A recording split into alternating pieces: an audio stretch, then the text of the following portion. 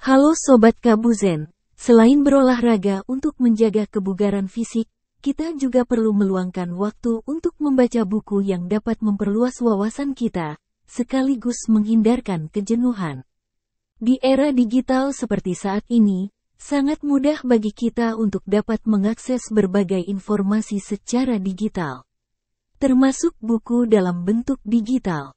Berikut ini adalah beberapa buku yang saya buat dengan menggunakan teknologi artificial intelligence sehingga dapat menyajikan berbagai ragam informasi dan pengetahuan yang menarik.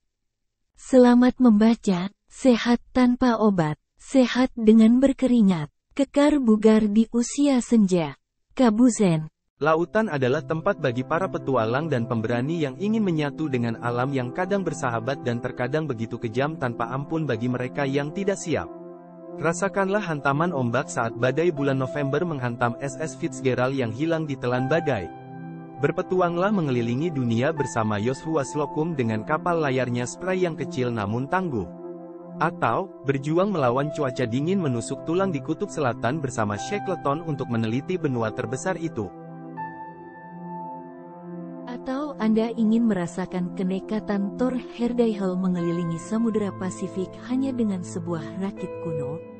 Atau Anda tertarik kembali oleh romantika para bajak laut di bawah kepimpinan bajak laut wanita yang malang melintang di lautan?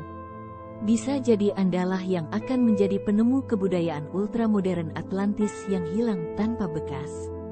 Puaskan keingintahuan Anda dalam petualangan menakjubkan yang masih menjadi misteri hingga saat ini. Dapatkan kisah-kisah seru tersebut dalam buku Lautan yang Tak Terjamah, Kisah Nyata Petualangan di Laut.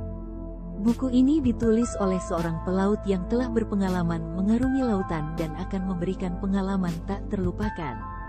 Buku ini lebih enak dibaca dalam bentuk e-book menggunakan Kindle. Untuk buku fisik silakan pre-order. Untuk pemesanan hubungi penerbit PT Emas Satria Samudera di nomor HP yang tercantum. Di era artificial intelligence, lingkungan pertempuran semakin kompleks dan dipenuhi dengan ancaman yang semakin cepat dan cerdas. Untuk itu, dibutuhkan simulator peperangan yang dapat dirancang semirip mungkin dengan lingkungan nyata. Simulator berbasis AI dapat memenuhi prinsip train as you fight and fight as you train back dalam peperangan di laut menggunakan kapal perang ultramodern, peperangan darat di wilayah pemukiman padat penduduk, maupun pertempuran udara yang multidimensional. Konsep simulator berbasis AI dapat Anda simak dalam buku Simulator Peperangan Berbasis Artificial Intelligence. Melewati batas medan pertempuran yang membahas secara mendetail urgensi mengintegrasikan AI dalam simulator peperangan.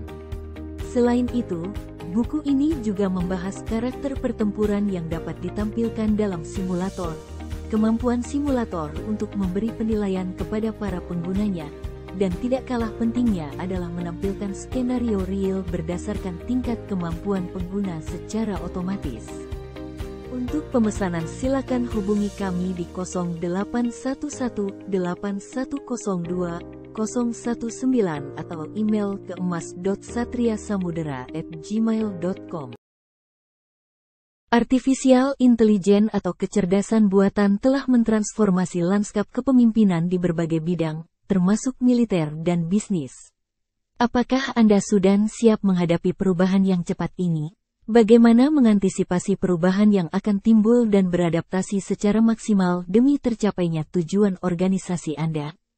Apakah pola kepemimpinan di masa lalu masih dapat relevan jika diterapkan di era kecerdasan buatan yang syarat dengan teknologi tinggi dan serba cepat untuk menjamin tercapainya tujuan organisasi Anda? Bagi para pemimpin militer, bagaimana teknologi tinggi dapat mengorkestrasi operasi terintegrasi di darat yang multidimensional, di laut yang tantangan alamnya kompleks dan di udara yang berkecepatan tinggi? Bagi para pebisnis, bagaimana strategi untuk tetap menjaga kepuasan pelanggan, sambil membangun iklim inovasi yang tinggi, dengan tetap menjaga efisiensi sebagai budaya organisasi? Kini telah hadir sebuah buku yang membahas transformasi kepemimpinan di era artificial intelligence pada organisasi militer dan bisnis untuk mencapai tujuan organisasi. Buku ini akan membahas kembali dasar-dasar kepemimpinan yang penting dalam beradaptasi di era artificial intelligence, berbagi studi kasus penerapan AI di angkatan bersenjata beberapa negara serta keberhasilan penerapan AI di berbagai industri terkemuka dunia. Buku ini dapat dipesan dalam bentuk soft copy sesuai nomor telepon yang tercantum. Setelah pertempuran di Midway pada tahun 1942, armada Kekaisaran Jepang masih memiliki lebih banyak kapal-kapal tempur daripada Angkatan Laut AS saat pertempuran di perairan Savo, Pasifik Selatan.